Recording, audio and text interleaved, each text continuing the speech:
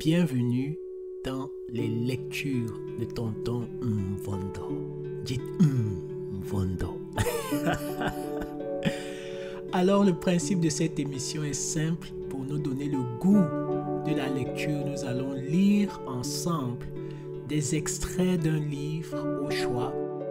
Les ouvrages que nous allons lire vont traiter d'histoire, de culture, de sagesse africaine. Et puis nous allons aussi lire des ouvrages qui peuvent nous enrichir d'une façon ou d'une autre. Nous commençons cette émission avec la lecture du livre de Sylvia Cerbin, reine d'Afrique et héroïne de la diaspora noire. À la cour de la reine Kassa du Mali. Kassa était la première femme du Mansa Suleiman qui régna sur l'empire du Mali de 1341 à 1360. Frère du célèbre Kankan Moussa, seul monarque africain à être connu en Europe et en Orient dès le Moyen Âge, Suleiman dirigea une puissante entité qui domina l'Afrique occidentale du XVIe au XIVe siècle. Un territoire aussi vaste que celui de la Rome impériale et dont les frontières englobaient les républiques actuelles du Mali, du Sénégal, de Guinée et de Mauritanie. Dans ce pays où les femmes de la noblesse exerçaient un rôle social important, Kassa, qui était aussi la cousine paternelle de son époux, bénéficiait d'un statut privilégié. Alors que les épouses de rois n'avaient aucune fonction politique, elles partageaient le trône avec le sultan et les décisions importantes touchant aux affaires du royaume étaient toujours annoncées en leur nom à tous les deux. Selon les témoignages de voyageurs arabes qui s'y rendirent, la traversée de l'empire mandingue en longueur comme en largeur nécessitait à l'époque plusieurs mois de marche. S'étendant sur toute la savane ouest africaine, de l'océan Atlantique à la partie est de la boucle du Niger, il abritait une large diversité d'ethnies et de cultures vivant en bonne intelligence. Découpé en 14 provinces dirigées par des gouverneurs, le pays ne comptait pas moins de 400 villes et villages, parmi lesquels d'importants foyers agricoles et marchands urbanisés. Situé à l'intersection de courants d'échange reliant le continent africain à l'Europe par la Méditerranée et à l'Asie via l'océan Indien, le Mali représentait au Moyen Âge un prospère carrefour commercial. Son opulente richesse en or attira dès le 8e siècle des négociants maghrébins qui s'arrogeront ensemble des transactions internationales touchant cette partie du globe. Grâce à leur solide réseau d'intermédiaires juifs et arabes basés dans les principales capitales d'Orient et d'Occident, ils assuraient la diffusion de marchandises du monde entier par le biais d'équipages caravaniers conduits par des nomades arabo-berbères. Le Sahara était alors bien plus fréquenté qu'il ne le sera plus tard.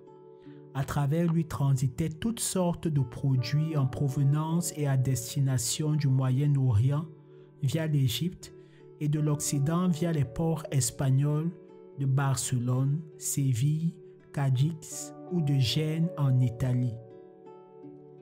Les Berbères faisaient pénétrer au cœur de l'Afrique brocarts et draperies de Lombardie, livres, papiers et soieries de Venise, bijoux et colifichets, armes et objets hétéroclites jaillis des cales des navires amarrés dans la rade de Tunis.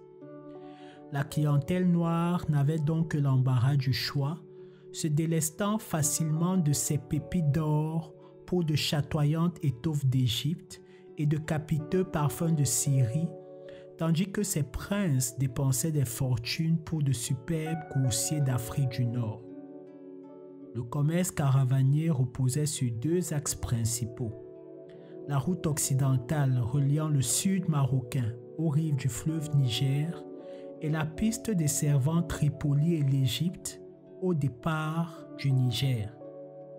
Les échanges entre le Mali et les pays méditerranéens que l'on fait remonter au premier millénaire reposaient sur d'actives cités commerçantes postées sur la route de l'or et dont les plus connues étaient les métropoles sahariennes d'Awagost, Kumbi-Salé et Oulata, répertoriées dans le sud-est de l'actuelle Mauritanie.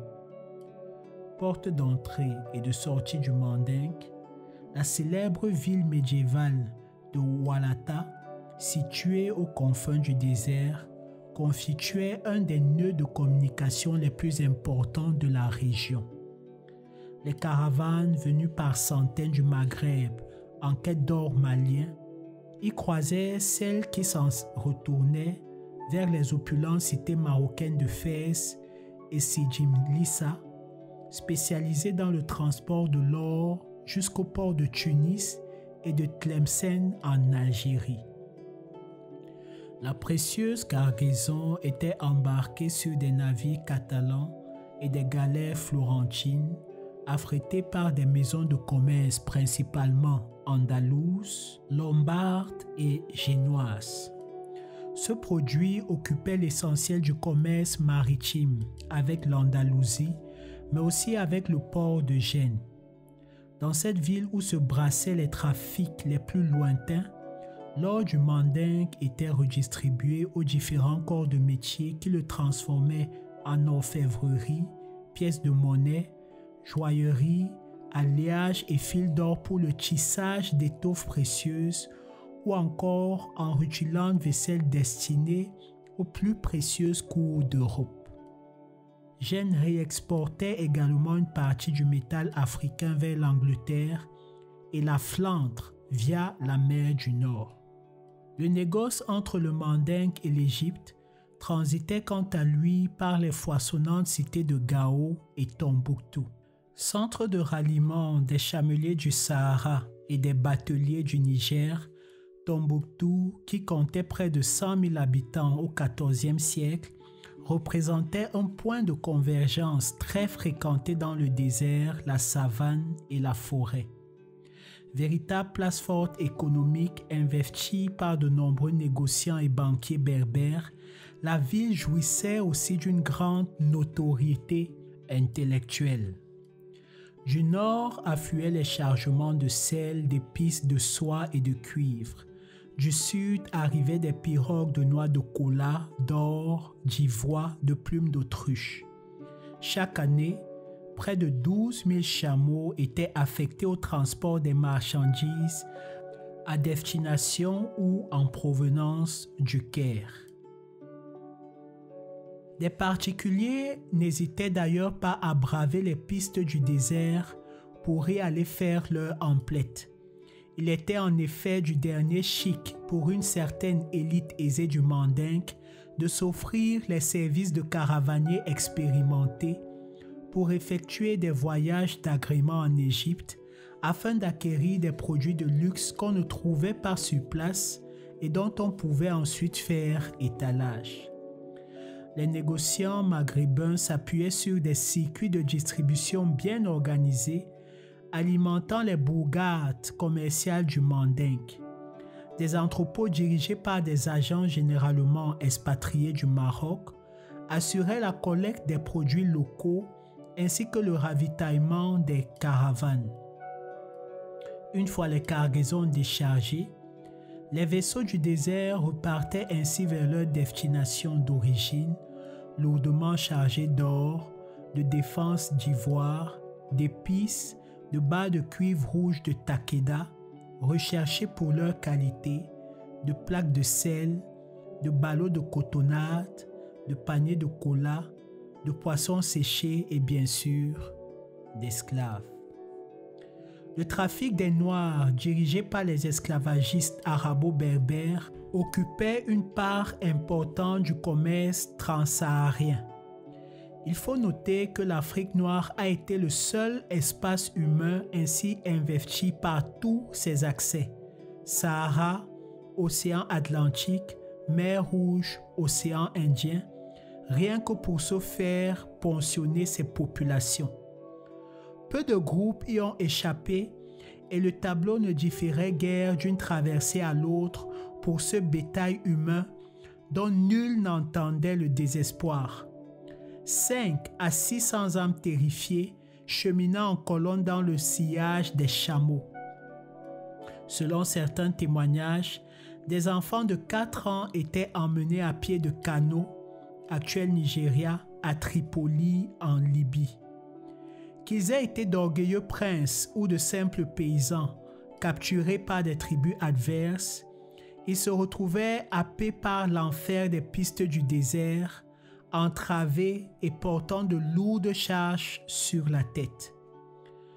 Parmi eux se trouvaient donc des enfants kidnappés à la lisière des hameaux, des serviteurs vendus par leurs maîtres endettés, des citoyens bannis de leur communauté pour divers délits, vols, adultères, crimes, des femmes rasiées dans leurs champs, des veuves, des orphelins, et souvent aussi des hommes libres et fiers, punis de s'être montrés récalcitrants à la foi islamique. Pour les survivants de ce sinistre voyage, c'était l'arrachement à leurs compagnons d'infortune et la dispersion par l'eau vers toutes les destinations possibles. Harem d'Afrique du Nord et du Moyen-Orient pour les femmes les plus attirantes, armée de Mamelouks d'Égypte, des sultans de Turquie et des princes d'Arabie pour les mâles les plus robustes. En 750, l'armée du sultan de Bagdad comptait plus de 400 fantassins noirs dans ses rangs. D'autres moins chanceux se retrouvaient gardiens émasculés d'alcôves princières. Les enfants les plus attendrissants pouvaient s'en tirer comme de petits valets ou servantes dans les cours européennes où il était de bon ton d'avoir un négrillon dans son équipage, son carrosse, son salon ou ses écuries. Quant à ceux qui ne trouvaient pas preneur, ils échouaient le plus souvent comme main-d'œuvre agricole dans les plantations d'Afrique du Nord ou d'ailleurs. Ce trafic, qui commença à décliner à partir du XVIe siècle, concurrencé par les esclavagistes européens, a agi pendant une dizaine de siècles comme une véritable pompe aspirante au profit des pays musulmans. Peu de données existent cependant sur cette traite saharienne, curieusement dénommée silencieuse et qui, au XXe siècle, poursuivait encore ses ravages discrets. Des chercheurs pourraient s'interroger davantage sur l'opacité dont cette question semble entourer.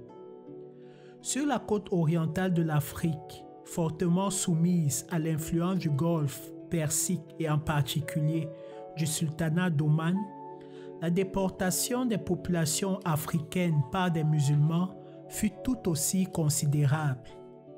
À travers l'intense navigation qui reliait les ports arabes de la mer Rouge et les côtes africaines, plus de 4 millions de Noirs, dont un nombre important de fillettes et de garçonnets, furent vendus au cours des siècles dans les cités d'Oman, de Djeddah et de la Mecque.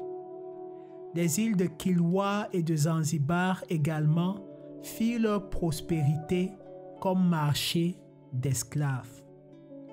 Des entrepôts du Golfe Persique et de Turquie en relation avec des esclaveries de Tripoli et Benghazi en Libye écoulaient leurs marchandises humaines jusque dans les cours de l'empereur de Chine et du Tsar de Russie.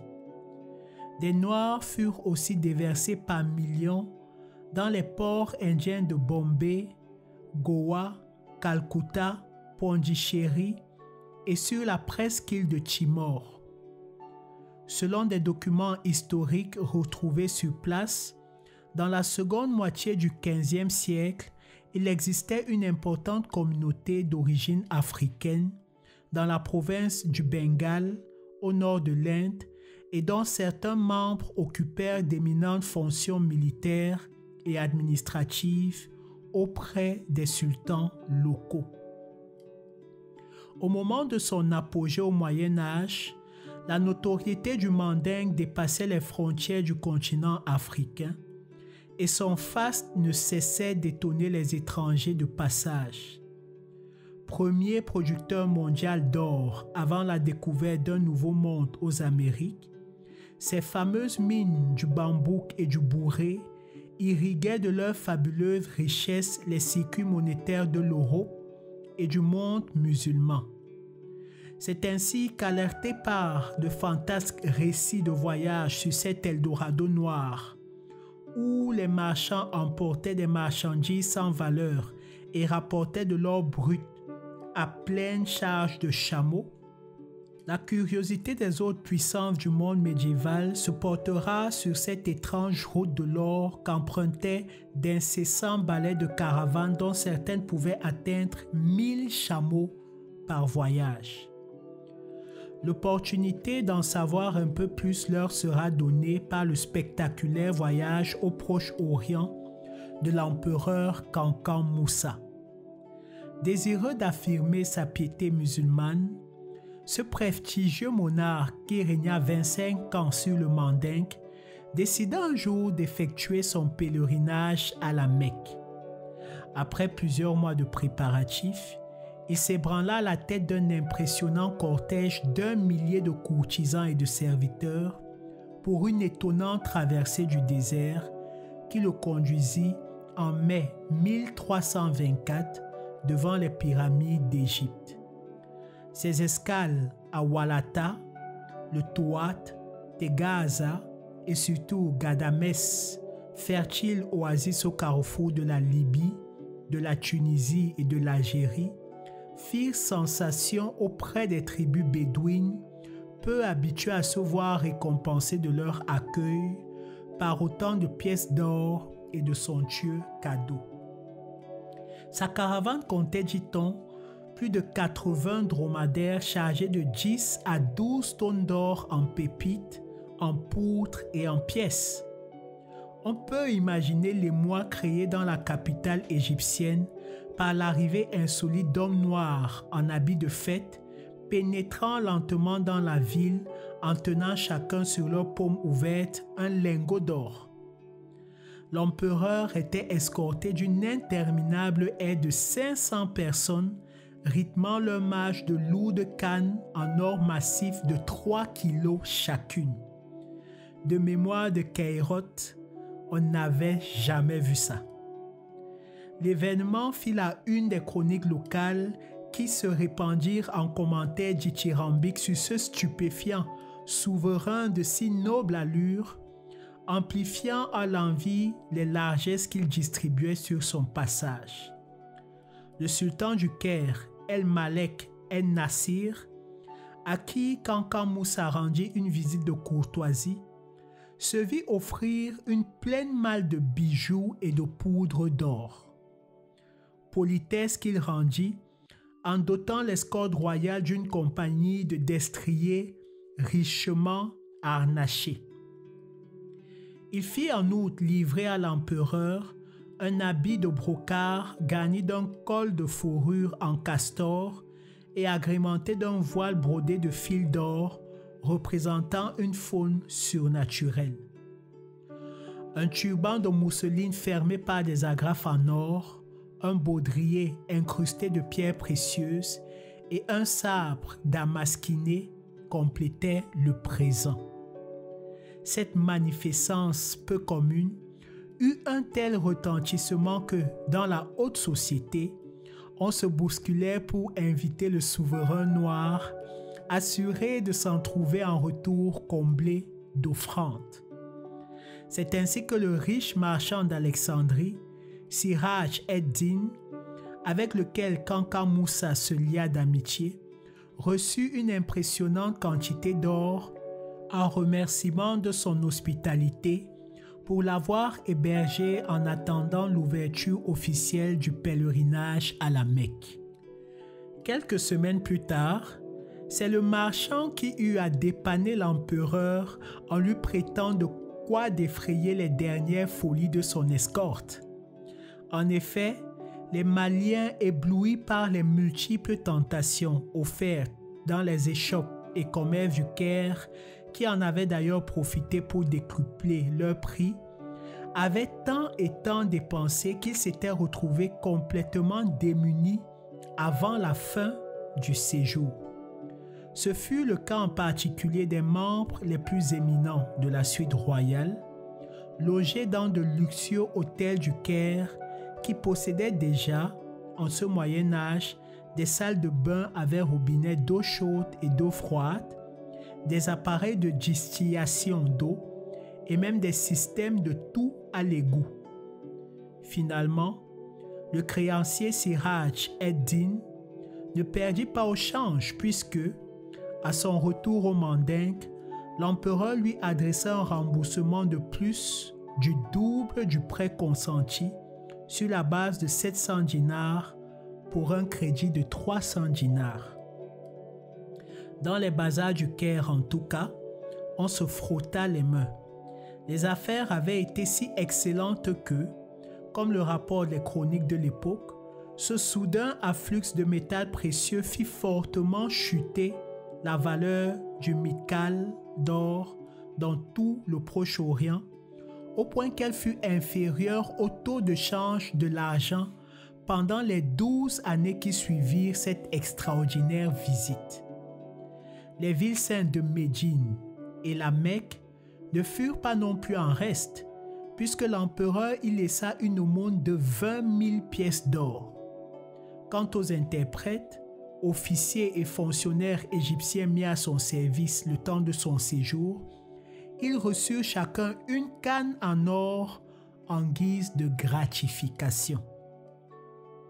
Le jour du départ fut à lui seul un spectacle épique pour les badauds du Caire qui ne voulurent pas manquer l'événement.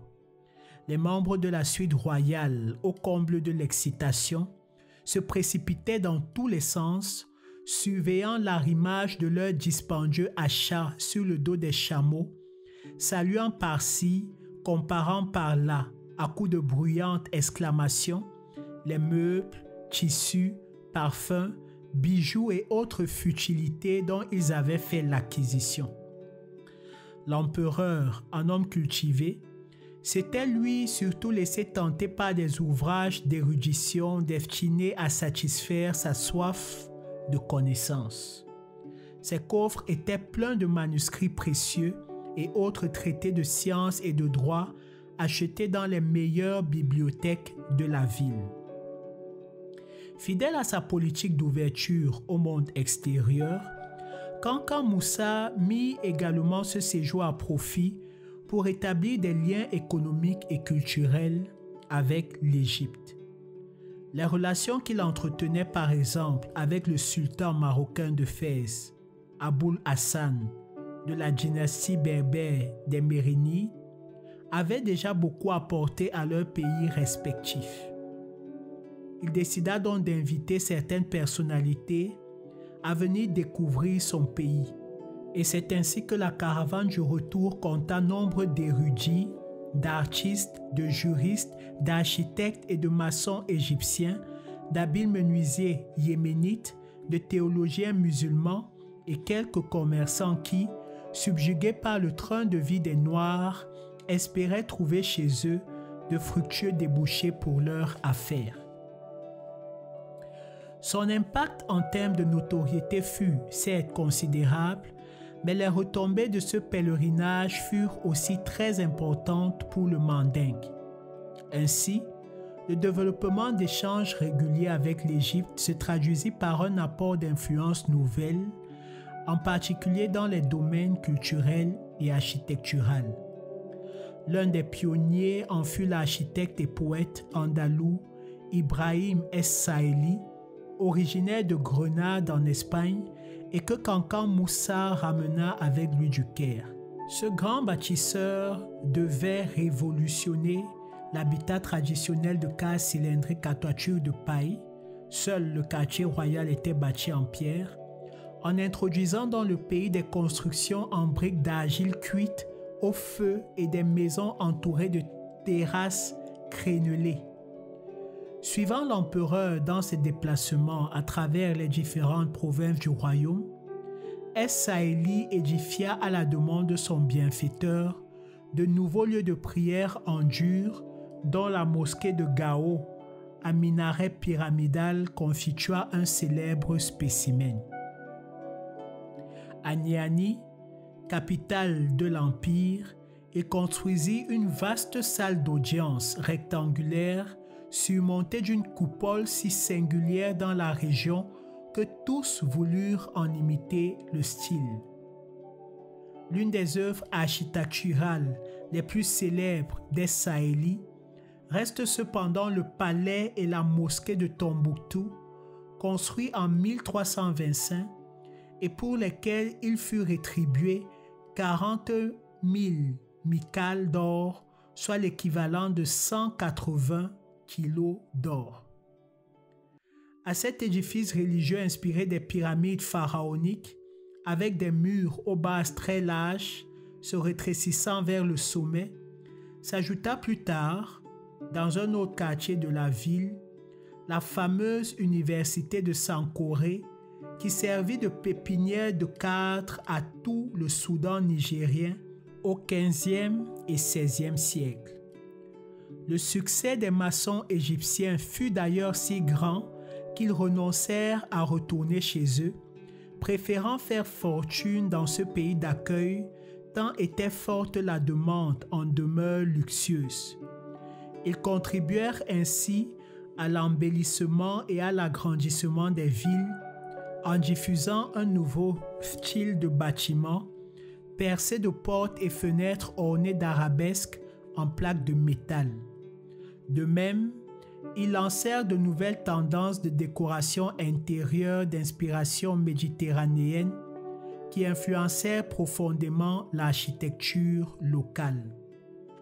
Finalement, le retentissement du voyage de Kankan Moussa fut tel que, longtemps après sa mort en 1332, des auteurs réputés comme Makrizi, Ibn Battuta, Ibn Khaldoun, Léon l'Africain et même les Tariks soudanais continuaient d'y faire référence. De passage au Caire une dizaine d'années après ce qui fit figure d'événement du siècle, l'historien Al-Omari y entendra encore raconter des anecdotes sur l'extravagante suite de l'empereur. Mais l'évocation d'aussi extraordinaire richesse ne pouvait laisser indifférents les Européens pour qui repérer le mirifique royaume noir devint bientôt une obsession. Les cartographes furent donc priés de se mettre au travail. En 1339 apparut pour la première fois sur un document européen une esquisse de l'emplacement supposé de l'Empire africain. Cette carte du monde, réalisée par Angelino Dulcer, mentionnait le territoire du Rex Meli, roi du Mali, qualifié de roi des mines d'or, au débouché d'une route traversant l'Atlas algérien et aboutissant à l'orée du désert. En 1367, le planisphère vénitien des frères Pisigani en précisera un peu mieux la localisation par un tracé conduisant à Tombouctou en passant par le Hogar. Chargé quelques années plus tard de dessiner un atlas pour le roi de France Charles V, le cartographe catalan Abraham Cresque y inclura cette fois le dessin d'un monarque noir portant une couronne et tenant d'une main un sceptre et de l'autre une pépite d'or grosse comme une paume. En légende, il indiquera « Ce seigneur noir s'appelle Moussé Meli, Moussa du Mali, souverain des Noirs. L'or se trouve en son pays en telle abondance qu'il est le roi le plus riche et le plus noble de tout le territoire. » C'était en 1375. En 1492 enfin, une reproduction de la fameuse carte dite de Christophe Colomb signalait la région du Bambouk dans l'actuel Sénégal oriental sous le nom de Insula Tiber, traduction latine d'un terme arabe signifiant l'île de la poudre d'or. L'Eldorado malien désormais repéré, il ne fallut que quelques décennies aux puissances européennes pour armer leurs caravelles et s'élancer dans une véritable course à l'or africain à l'assaut de ces terra incognita qui déjà dans l'Antiquité intriguaient Grecs et Romains. On sait les bouleversements que ce soudain intérêt allait provoquer en Afrique, en particulier le déclin, à partir du XVIe siècle, de la dynamique d'échange qui associait jusqu'alors les populations africaines des deux rives du Sahara. Mais au temps de Kassa, nous n'en étions pas là. Tout à son opulence, l'Empire mandingue abritait encore une brillante civilisation dont l'éclat impressionna le voyageur marocain Ibn Battuta qui effectua un séjour de 9 mois en 1352. Son témoignage constitue un document de référence sur la vie quotidienne dans un empire africain du Moyen Âge. Né à Tanger en 1304, cet ethnologue avant l'heure, très cultivé et d'une grande curiosité, avait déjà parcouru l'Afrique du Nord, l'Égypte, l'Arabie, l'Asie mineure, l'Empire grec de Constantinople, l'Inde, les îles de la Sonde, l'Indochine, la Chine via Zanzibar et l'Espagne. De cet ultime voyage dans l'Empire mandingue, commandité par le sultan de Fès, il laissera de précieux écrits sur la vitalité de cet empire noir dont le goût du faste et du savoir l'impressionna grandement. Après avoir minutieusement interrogé les habitants, qu'ils trouvent d'une grande courtoisie sur l'histoire de leur pays, les productions du sol, les activités économiques, les traditions, les fêtes et manifestations culturelles, les costumes, les habitations, les techniques artisanales et même les pratiques culinaires, les commentaires que lui inspire cet endroit sont souvent élogieux. Ainsi, c'est avec une certaine surprise qu'il constatera la paix admirable régnant sur un aussi vaste territoire, la bonne administration de l'État, ainsi que sa prospérité due à l'excellente situation des finances publiques. Se déplaçant à l'intérieur du pays, il remarquera la discipline des fonctionnaires et des gouverneurs de province, particulièrement respectueux de l'autorité du souverain, ainsi que l'équité des décisions de justice. Il rapporte ainsi que les routes étaient sécurisées à l'intérieur des frontières et que les voyageurs pouvaient s'autoriser de longs déplacements sans crainte d'être inquiétés par les bandes de pillards qui sévissaient habituellement sur les pistes caravanières. Le mandingue bénéficiait à l'époque d'une agriculture florissante, riz des vallées fluviales, fonio, sorgho, de sorte que les greniers à céréales disposaient de réserves suffisamment importantes pour éviter toute famine et que l'alimentation profitait d'un apport en fruits et légumes variés, haricots, navets, courges, ail, oignons, karité, etc. Le coton des plaines centrales, dont la culture avait été encouragée au XIIIe siècle par le héros fondateur de l'Empire, Soundiata Keita, approvisionnait une partie des échanges commerciaux et fournissait une intense activité à la caste des tisserands. Traversé par les deux principaux fleuves de l'Ouest africain, le Niger et le Sénégal, le pays était baigné dans sa partie sud par des eaux poissonneuses que sillonnaient dès l'aube de longues pirogues de pêcheurs. Le gros de la production était réservé à la consommation locale, mais une partie du poisson, fumé et séché par des groupes de femmes, était commercialisée par des colporteurs malinqués, également surnommés djoula, qui se déplaçaient bien au-delà des frontières du royaume. Ces derniers participaient largement à la vitalité des échanges notamment avec la zone forestière d'où ils ramenaient de la cola et de l'huile de palme. La savane qui bordait les villages offrait de vastes pâturages aux troupeaux de bœufs, d'ânes, de moutons, de chèvres, de chevaux. Maîtres de la brousse, les chasseurs s'y octroyaient de belles prises de buffles, d'antilopes et de gazelles, dont les peaux tannées et travaillées fournissaient divers produits d'artisanat. Quant aux autruches et aux éléphants, ils rapportaient gros à l'exportation pour les plumes et l'ivoire.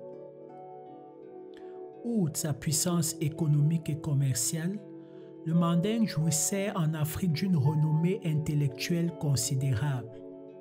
Introduite à l'origine par le biais de contacts marchands, la pénétration de l'islam vers le XIe siècle avait favorisé la création de nombreuses écoles coraniques vouées à la scolarisation des jeunes garçons. Au XIVe siècle, pas moins de 180 écoles se partageaient l'éducation des enfants dans les centres urbains. Au contraire de l'Europe, où seul le clergé et une infime partie de la noblesse savaient lire et écrire, dans cette société où le goût du savoir était cultivé, l'éducation n'était pas réservée qu'à l'élite. En effet, de riches notables alimentaient des systèmes de bourse pour donner la chance à des étudiants de conditions modestes de poursuivre leurs études dans les grandes universités du monde musulman en échange de vacations de précepteurs pour leurs enfants. Pendant longtemps, l'Empire tira fierté de ces centres d'études où étaient dispensées des disciplines aussi variées que la médecine, les sciences, le droit, la littérature et la théologie, mais aussi de ces bibliothèques publiques ou privées richement dotées en ouvrages précieux. Le plus renommé de ces pôles d'enseignement fut l'université de Tombouctou, qui forma, selon l'auteur Tariq El-Fettash, plus de 25 000 étudiants. La qualité de ces programmes lui attira la présence de nombreux savants, arabes et andalous, qui venaient y dispenser des cycles de conférences. Ces enseignants patronnaient souvent le plus méritant de leurs étudiants noirs pour leur permettre d'accéder à des études supérieures dans les villes universitaires de Fès au Maroc, Grenade dans l'Espagne musulmane ou Al-Azhar en Égypte. À l'issue de leur formation, ces jeunes érudits revenaient enrichir les rangs d'une élite cultivée et raffinée, tout en contribuant à diffuser sur place les connaissances acquises à l'extérieur. Ceux qui n'avaient pas la chance de bénéficier de bourses amélioraient leur ordinaire comme copistes ou écrivains publics. Installés aux abords de centres d'études ou de mosquées, dont celle de Sankoré, au lieu d'érudition dont les vestiges résistent depuis 7 siècles à l'érosion des sables du désert, ils passaient des heures à recopier des ouvrages empruntés à de fins lettrés afin de satisfaire la demande de citoyens qui n'avaient pas les moyens de se constituer une bibliothèque digne de ce nom. Manuscrits de littérature arabe, traités de grammaire et de philosophie, ouvrages de droit ou de géographie, livres de médecine et d'astronomie, recueils de poésie issus de prestigieux lieux d'érudition comme Grenade, Bagdad ou Fès, tout était minutieusement calligraphié pour le plus grand plaisir de leurs clients. Centre de voyageurs et de marchandises, Niani, aujourd'hui situé en territoire guinéen à 1 km de la frontière malienne, comptait environ 100 000 âmes. Bâtie dans une plaine arrosée par le Sankarani, un bras du fleuve Niger, cette capitale cosmopolite comprenait de larges concessions abritant des habitations basses en briques de banco, argile séchée. D'étroites ruelles sableuses traversaient les quartiers agrémentés de jardinets piquetés d'arbres fruitiers. Îlots de verdure dans un paysage d'austère sécheresse, ils offraient aux voyageurs qui venaient de braver l'aridité du désert une aire de repos appréciable à l'ombre des baobabs, des fromagers et des capoquiers. Le pays était connu pour sa chaleureuse hospitalité et il n'était pas rare que les étrangers de passage se voient invités par des chefs de famille à se rafraîchir d'une calebasse d'eau claire ou à partager un copieux couscous de fonio accompagné de poulet et agrémenté d'un dessert de beignets parfumés au miel. La place centrale de Niani ressemblait à une ruche bourdonnante rythmée par le va-et-vient des caravanes. On discutait surtout affaires sur ce marché aux étals bien achalandés. Pour quelques courris, on pouvait s'offrir des haricots secs, des légumes frais, du lait caillé, du savon de karité, des couvertures en peau de chameau, des gourdes de cuir, des houes en fer, mais aussi des parfums d'Égypte et du brocart de Venise. Des commerçants mandingues à la peau noire et de belle stature, les poches gonflées de bourses de poudre d'or, s'éternisaient dans d'âpres tractations avec des messoufas au teint clair, drapés de longues cotonnades indigo. Ces nomades sahariens, spécialisés dans le transport du sel de Tegaza, étaient particulièrement sollicités par les courtiers d'un commerce qui rapportait gros. Précieuse monnaie d'échange autant que condiment apprécié en cuisine, le sel débité en barres ou en morceaux trouvait très rapidement preneur. L'arrivée des caravanes constituait un moment très attendu. Des faubourgs de la ville affluait une foule bigarrée et caquetante, excitée par la perspective de s'offrir des nouveautés. À l'approche de midi, des ménagères aux calebasses pleines de provisions tentaient de se frayer un chemin à travers la masse compacte des curieux pour jeter un rapide coup d'œil à ce déballage si tentant. Silhouette claire dans cette noire exubérance, des petits groupes de fonctionnaires marocains vêtus de gandouras légères se pressaient vers les chameliers en quête d'un courrier ou d'une commission envoyée par des proches. Le plus souvent originaires de Fès, ces lettrés et juristes arabes à la peau blanche, mandatés par leur sultan, effectuaient des missions d'encadrement de l'administration royale dans le cadre des relations diplomatiques entre ces deux pays.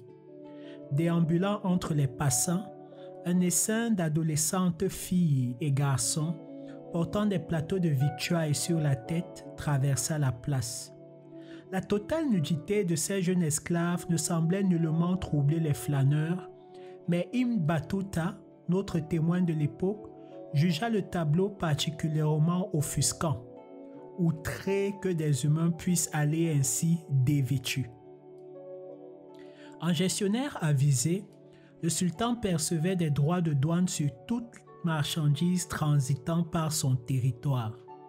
Ces ressources étaient essentiellement affectées à la sécurité du territoire, garantie par une armée de plus de 100 000 hommes, mais elles contribuaient aussi au financement d'une politique de prestige que nul n'aurait songé à contester.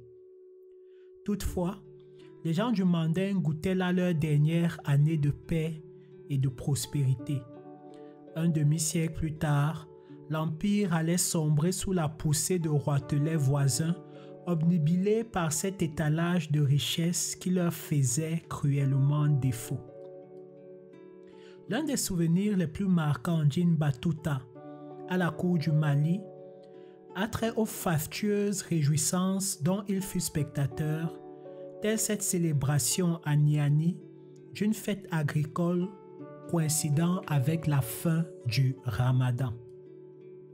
Ce vendredi-là, l'empereur Suleiman et la reine Kassa devaient présider aux festivités après la prière à la grande mosquée. Sitôt avalé le repas de midi, les hommes enfilèrent leurs plus beaux boubous et, après avoir couvert leur tête d'un bonnet de coton rouge, prirent le chemin de la mosquée. Ceux qui, plus modestes, ne possédaient qu'une bonne chemise pour les grandes occasions, avaient pris soin de la laver la veille afin d'être présentables. Embijoutés et parées de leurs plus beaux atours, les femmes de leur côté, entourées d'une marmaille habillée de propre, se dirigèrent par petits groupes vers la grande place où devaient avoir lieu les réjouissances. Du côté de la mosquée, on jouait maintenant des coudes pour se faufiler à l'intérieur. Les plus prudents avaient dépêché dès l'aube un serviteur pour leur retenir une place. D'autres étaient passés la veille déposer une natte à leur emplacement favori, sachant que nul ne se serait avisé de la leur dérober. Dès que le muezzin eut chanté la fin de la prière, les fidèles se dispersèrent en hâte pour rejoindre leurs familles sur le théâtre de la manifestation, car le programme avait été annoncé comme exceptionnel par le bouche à oreille et les vibrations des tam-tams.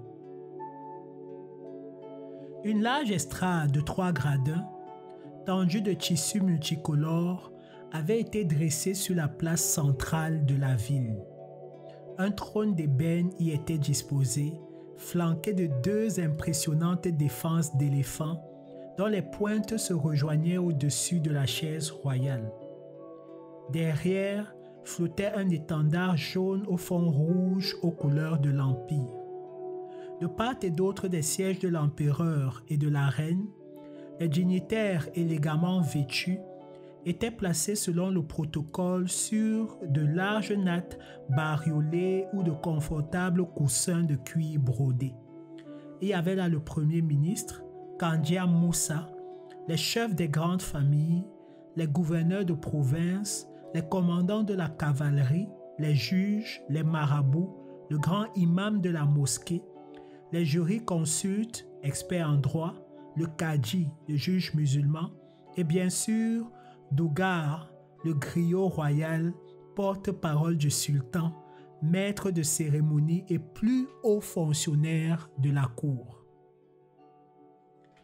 Dominant le brouhaha ambiant, les griots s'époumonaient dans leur épopée chantée, ponctuée de mélodieuses reprises de kora ou de balafons et de battements de tam-tam. La foule, disciplinée par un rigoureux service d'ordre, était maintenant agglutinée autour de l'estrade. Dans les ruelles désertes, quelques villageois arrivés de lointaines provinces filaient à grandes enjambées pour ne rien perdre du spectacle. En passant devant le palais, d'un coup d'œil furtif aux fenêtres décorées de lamelles d'argent qui donnaient sur les appartements du sultan, ils s'assurèrent de son absence. Lorsque les rideaux de coton en étaient tirés, cela signifiait en effet qu'il n'était pas présent. L'imposante porte d'ébène, martelée de larges triangles d'argent sculptés, qui fermait le mur d'enceinte du palais, s'ouvrit lentement sur une garnison de 300 hommes représentant les différents corps de l'armée. Au rythme des tam-tams et des corps d'ivoire, ils s'ébranlèrent à pas cadencés, soulevant une fine poussière ocre à leur passage. En tête de cortège venaient les tontigui, archers au carquois décorés de petites plaques d'or et d'argent. Suivaient les lanciers armés de javelots et de boucliers incrustés de petites boules en or. Un troisième groupe fermait la marche. Il était équipé d'épées à pommeau d'or, enchâssées dans des fourreaux également ornés du précieux métal. Les commandants de la cavalerie, tous issus de l'aristocratie, se tenaient fièrement dressés sur leurs montures, arborant de lourdes chaînes en or dont chacune symbolisait leur vaillance dans des batailles passées. Un tel étalage de richesse pourrait sans doute paraître surprenant à un regard extérieur, mais cette ostentation était, et est toujours, parfaitement admise dans ces sociétés où le culte de l'or a une forte valeur symbolique, tant au plan rituel qu'économique. Maintenant, voici qu'avançait le couple royal, protégé des ardeurs du soleil par un large parasol de soie surmonté d'un épervier d'or que tenaient 2 esclaves. Une troupe de musiciens les précédait, joueurs de kora sertis d'or et d'argent, flûtistes et joueurs de cor aux instruments d'ivoire. Yatagan au point, 30 mercenaires turcs venus du Caire et appartenant à la garde rapprochée encadraient le roi et la reine, suivis d'une centaine d'esclaves nus, alignés sur 2 colonnes et armés de fines lances d'apparat en argent. Les spectateurs n'avaient Dieu que pour Kassa, fière et majestueuse, aux côtés du sultan, dont le front était ceint d'un large bandeau en or. Par son port altier, elle éclipsait les beautés les plus éclatantes du royaume. Drapée d'un long pagne de soie rouge brodé de fils d'or, elle portait au cou plusieurs rangs de colliers assortis à ses pendants d'oreilles. Un foulard ourlé de petites breloques d'or et d'argent était artistiquement noué au-dessus de sa chevelure tressée. De la main droite, elle agitait gracieusement un éventail en argent filigrané en réponse au salut de la foule. Au passage des souverains, les hommes ôtaient leurs bonnets en signe de déférence, puis, les coudes posés à même le sol, se prosternaient en s'aspergeant le front d'amples poignées de sable. Telle était la coutume, et le non-respect de cette observation était susceptible de châtiment. Aussi, lorsque les dignitaires devaient se rendre chez l'empereur, ils prenaient toujours soin de s'accompagner d'un ou 2 serviteurs chargés d'une petite bassine de sable ou de cendre pour se soumettre à cet usage. Pratique qui parut ahurissante à notre cher Ibn Battuta, tout surpris qu'il ne s'aveuglasse pas en accomplissant cette cérémonie. Fin de citation. Sur l'estrade, le sultan et la reine recevaient maintenant les messages de bienvenue des dignitaires, messages transmis par leurs griots respectifs à Dogar, seul habilité à s'adresser directement au souverain. Ce n'est qu'après cette formalité que le griot royal put donner enfin le coup d'envoi des réjouissances. Un programme riche en émotions qui comprenait des sauts périlleux de danseurs acrobates, des courses de destriers caparaçonnés d'or, des jeux d'adresse de porteurs de lances, un concours de musiciens, une exhibition de chiens de chasse décorés de colliers à grelots d'or, le tour de chant des griots et enfin, clou du spectacle, une parade de poètes très attendue. C'était l'un des moments phares de telles manifestations. Camouflés sous des déguisements en plumes d'autruche et des masques d'ébène à tête d'oiseau, les conteurs les plus célèbres du pays, accompagnés de leurs musiciens, se donnaient rendez-vous dans cette enceinte de choix pour déclamer avec humour des compositions lyriques à la gloire de l'empereur et de la reine. Ce répertoire pouvait avoir aussi un caractère de satire sociale où étaient dénoncés certains travers des personnalités en place, d'où son succès populaire. Enfin, avec le crépuscule venait l'heure de la dispersion et, le cœur en liesse, chacun regagnait tranquillement son quartier. Kassa semblait jouir d'une forte notoriété dans le pays. Lorsqu'elle se promenait en ville avec ses suivantes, les gens se prosternaient sur son passage en s'aspergeant vigoureusement la tête de sable, une marque de déférence traditionnellement réservée à l'empereur. Même les autres épouses ne bénéficiaient pas d'un tel geste de considération. On les saluait habituellement en se jetant simplement une poignée de sable sur l'épaule.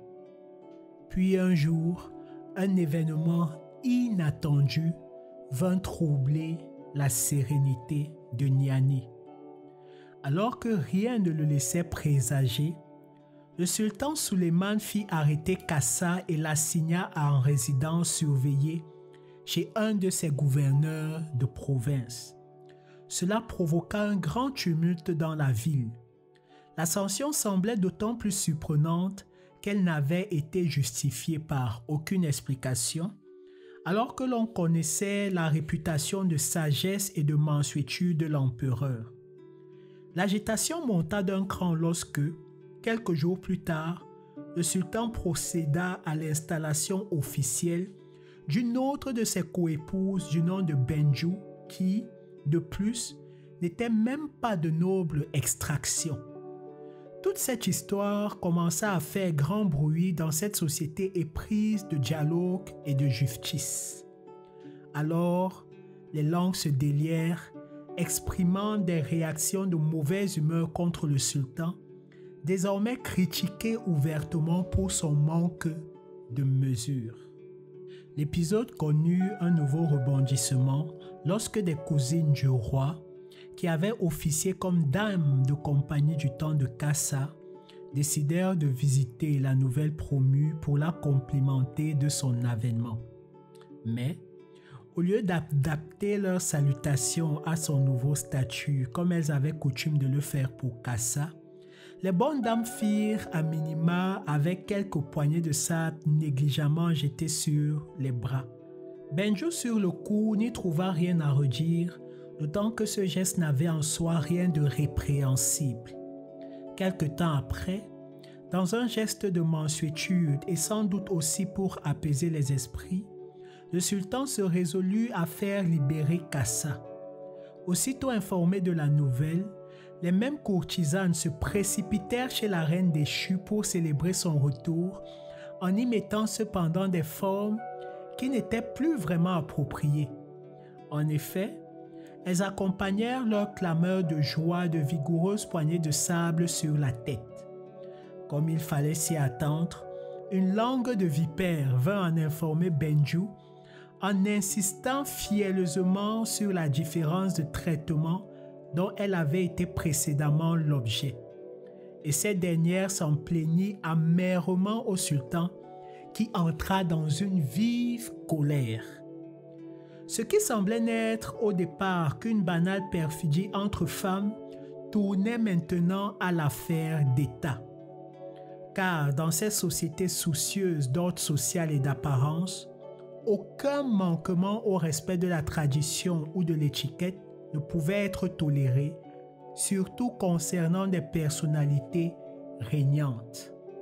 Craignant d'être allées un peu trop loin dans la provocation, les teigneuses cousines du roi prirent leurs jambes à leur cou sans demander leur reste et allèrent trouver refuge dans la grande mosquée où nul, pas même la garde royale, n'avait le droit de déloger quiconque venait y chercher protection.